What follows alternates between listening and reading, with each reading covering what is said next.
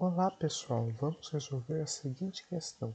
Escreva explicitamente o conjunto das partes P de x para cada caso.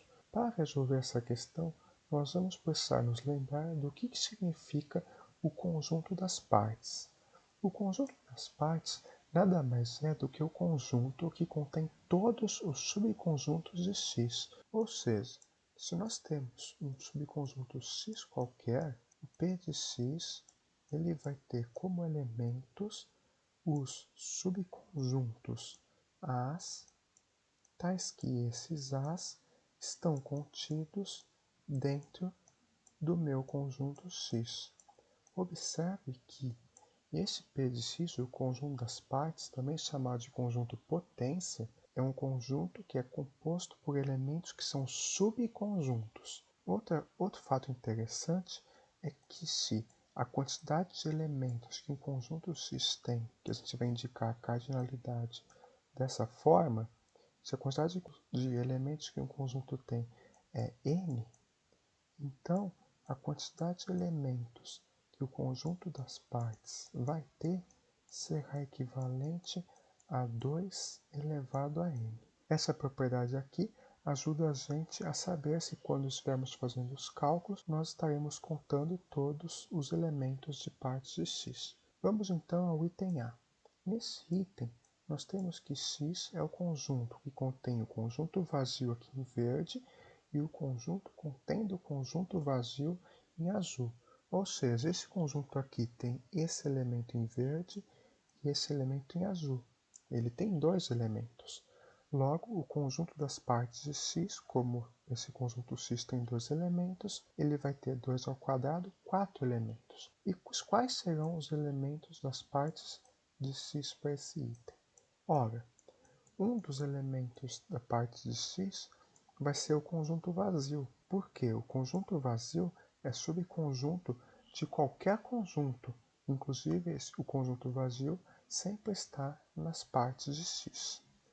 Agora, os próximos elementos serão os subconjuntos aqui unitários, ou seja, o subconjunto se contém apenas um elemento. Assim, um dos subconjuntos será o conjunto contendo o conjunto vazio aqui em verde. Então, esse aqui é o conjunto contendo o conjunto vazio. Depois, nós vamos ter o conjunto que contém esse conjunto em azul que contém o conjunto vazio, ou seja, o conjunto que contém o conjunto contendo o vazio.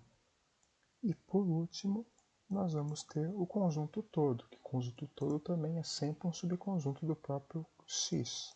E observe que aqui o x tem dois elementos, o conjunto das partes tem 1, 2, 3, 4 elementos, como observado. Agora vamos ao item B. No item B, nós temos o x como sendo um conjunto com dois elementos, o 1 e o 2. Como ele tem dois elementos, o conjunto das partes vai ter 2 elevado a 2, 4 elementos também. Assim, observe que o conjunto das partes, como já foi dito, é o conjunto de todos os subconjuntos.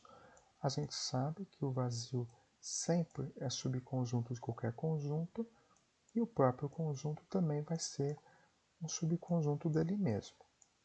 Vão sobrar aqui os dois conjuntos unitários, que é o conjunto que contém o 1, então vou colocar aqui o conjunto que contém o 1 e o conjunto que contém o 2. Portanto, esses aqui são os 4 subconjuntos desse conjunto aqui, portanto, o conjunto das partes corresponde a esses 4 elementos.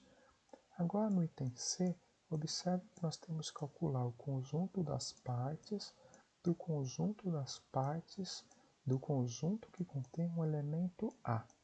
Então, temos aqui um trambolhão com um monte de conjunto de partes, temos que fazer isso aqui por etapas. Iremos primeiro resolver esse primeiro conjunto das partes aqui.